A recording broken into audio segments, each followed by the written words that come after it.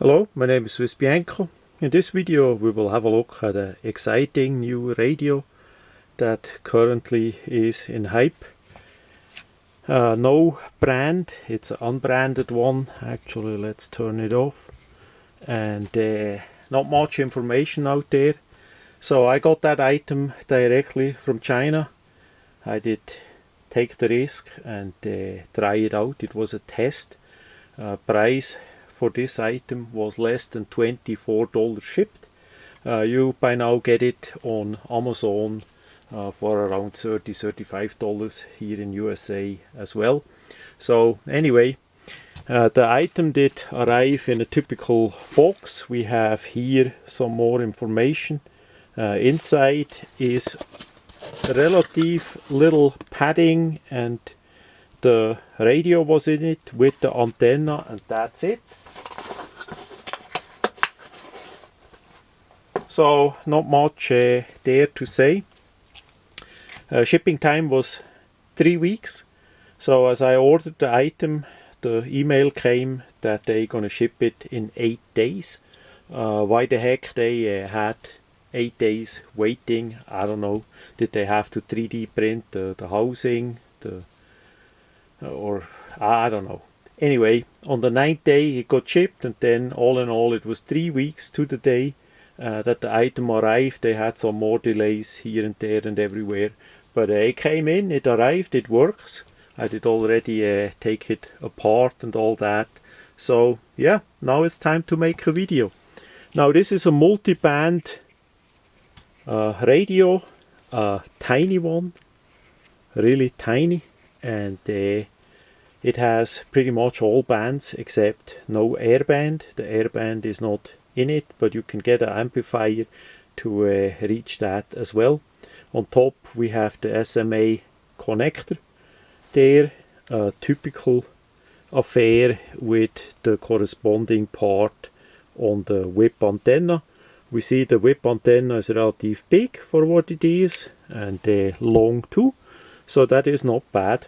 And of course you can use a different solution. You can always get something like this and clip it on the end of the antenna, or you get a different adapter for a bigger antenna. I'm gonna show that in a video then as well. Now apparently it doesn't have a filter in it, so it could be that the system gets a bit overloaded there, and that you hear quite a bit background noise. But again, we have to see it's a little tiny radio for an absolute low price, so that is how that is. It's not a toy, it's not an absolute professional item. I would say it's somewhere in the middle, and hopefully this video and my other videos gonna help you decide if you wanna try it out or not. So the item has arrived with that protector there. Take that off, it's just a foil on the screen as usual. So that is now off too. We have inside a battery, 3.7 volt 800 milliamp battery that you can charge here using that C port.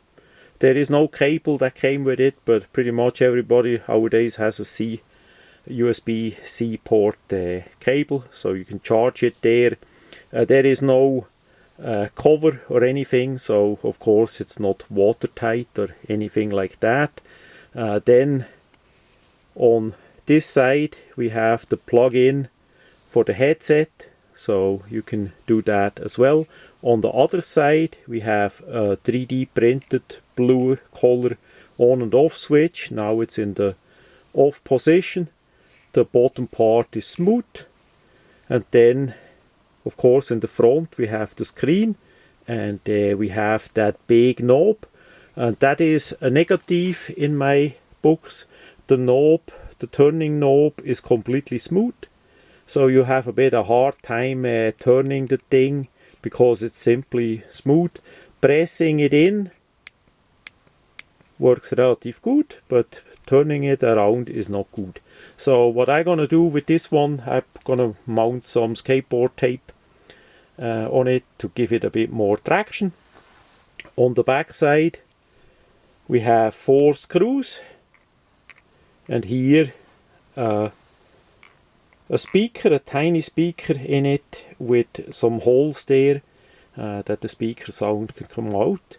The housing, as we see here clearly, is 3D printed. So we have 2 parts of the housing, the front part and the back part, that screws together. Number 3 is the 3D printed on and off switch. And yeah, that's pretty much is it.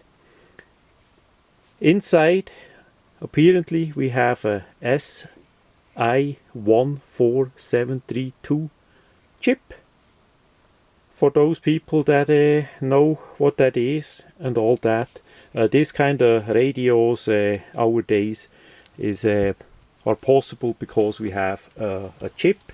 And of course, just saying, the weight is really light too.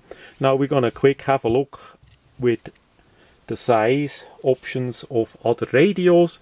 We have here typical Texan in the walkie-talkie style.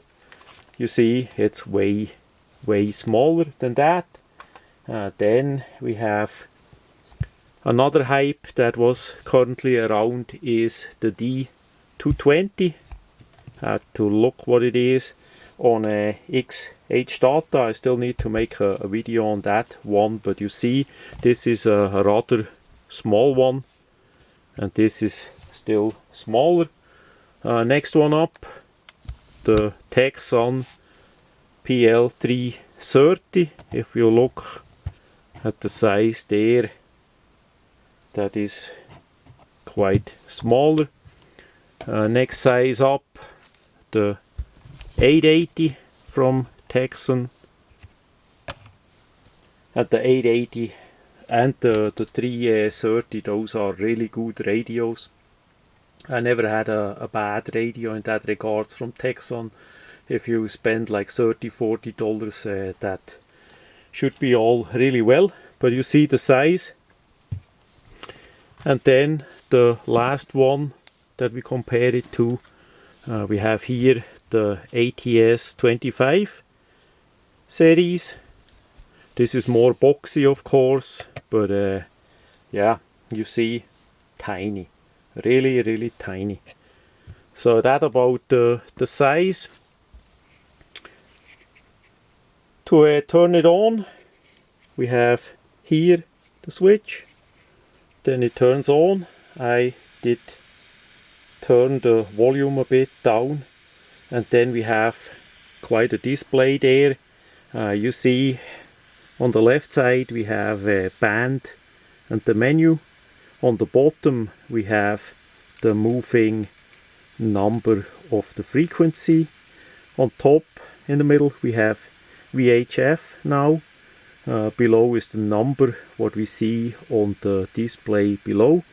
On the right side, on top, we have the green part there. That is the battery is fully charged. It did actually arrive fully charged from China. That is a bit unusual, because usually if I get items like that, flashlights mainly, the battery is not maybe a third charged. And then we have there FM mono.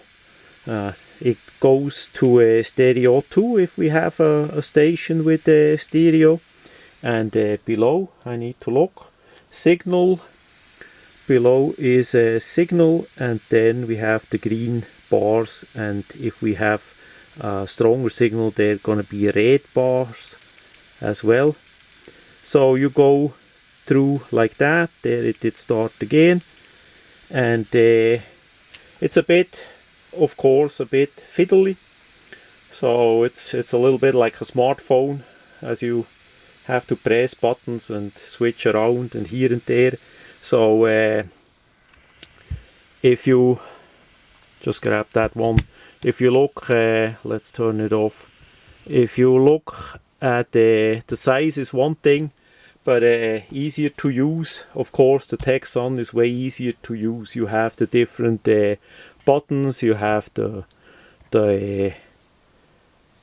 the wheels, you know, you have quite likely a better antenna built in to it. It's just easier to use, which quick brings me to who would buy such a tiny radio. Of course, if you are a secret Swiss spy hiding in USA and you want to listen to your favorite Swiss number station to get your latest orders and informations, that is of course perfect. You can transport that tiny little item, you can charge it easy, you are completely flexible, and you can hide the thing really well. Just joking, of course.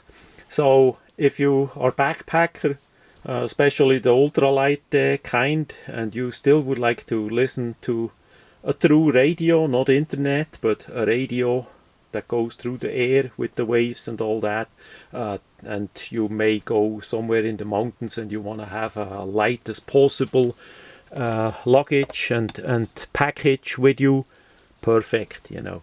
If you want to carry it on the body the whole day, perfect, you know. And if you are interested in radios like I am, that is something that is really nice to test out, especially for that price. And if you just want to listen to a radio like in the kitchen while you cook or while you drink coffee or whatever, this is quite likely not the radio for you. And then I would suggest a bigger one that is easier to use and all that. What I mean about easier to use, I'm gonna show that in a minute. So yeah, it has quite some appeal, but of course it has its drawbacks too. So we turn it back on, and the drawback is the smooth knob. So as I saw that also in that video that I put up, as I use it in the night and it was a little bit on the chilly side, it's harder to use because it's still smooth. Then you need to be relatively fast. So you press the thing and you see there the mode shows up, and now it's already gone. Press again, see, there is the mode. So as you press, you need to move it, and you need to move to stay moving, because as I stop like now, and it's gone again. So you need to be fast. So one press, and then you need to look what you want to do. Let's go by all. Okay, then we leave it, and then 2 times press, and you see you have a different menu. And through the camera I have a tough time to read it. You have the different things on the left side that are like searching up and down, mute, step, and X else there. Sidebands, all that. But you need to keep moving, because as soon as you stop, then it stands again. And it goes again. So that is a bit the uneasy part. So you need to press or double press, and then you need to turn it around, press again, and so on to adjust the thing. So yeah, it's a bit on the fiddly side, but for sure, if we look by the size, there was no way to make more knobs and things and all that. So yeah, that was to be expected. But yeah, so in the next videos we will show then a bit the quality of the sound, because it has a tiny speaker with a tiny hole there, especially if you have it flat on the surface, then the sound is blocked. You need to have it a bit off. It has no part on the back, a back stand like this one here, of course. So it is all a bit improvised, but for me currently I love it. it has a good potential and all that. The sound is not perfect, the reception is pretty good, but that depends a lot on the antenna. If you use this one with a long wire extension clip on that goes at the end, that of course helps. But I have also an adapter cable that I'm gonna show that I use with a different antenna that is outside, so it connects directly with the SMA connector there. So yeah, for testing out, I would say that is really nice, and it's fun. Now a bit of word about transportation. The item just comes in the cardboard box, and this of course, if you drop it, yeah, that 3D printed medium quality housing is not that sturdy. That could easily get damaged, or the knob is really exposed. You know, if it drops and the thing gets a hit, or by the antenna, the jack there, that is of course not that good. So you should look for a container, possibly a watertight container where the item can be fitted in it, with some styrofoam or soft material, whatever you have, you know, possibly watertight, where you can put in the antenna, maybe even a bit an antenna additional like that. Of course it is then bigger again, but at least it's protected. So but if you put it like this in a jacket and you forget about it and you put it down and maybe you sit on it, then the item, the screen and all that is broken. That you need to keep in mind, because it's such a tiny item. Of course it's easier to forget about it than with the bigger options that we had to look at it. So yeah, that is a bit the difficulty, but so far I would say it was really worth it. But I'm gonna make more videos, then we see the frequencies and all that, and the sound that we get, especially on a shortwave, and we may even get a Swiss number station. So that much about the Si4732 radio, the unbranded, no name, made in China radio.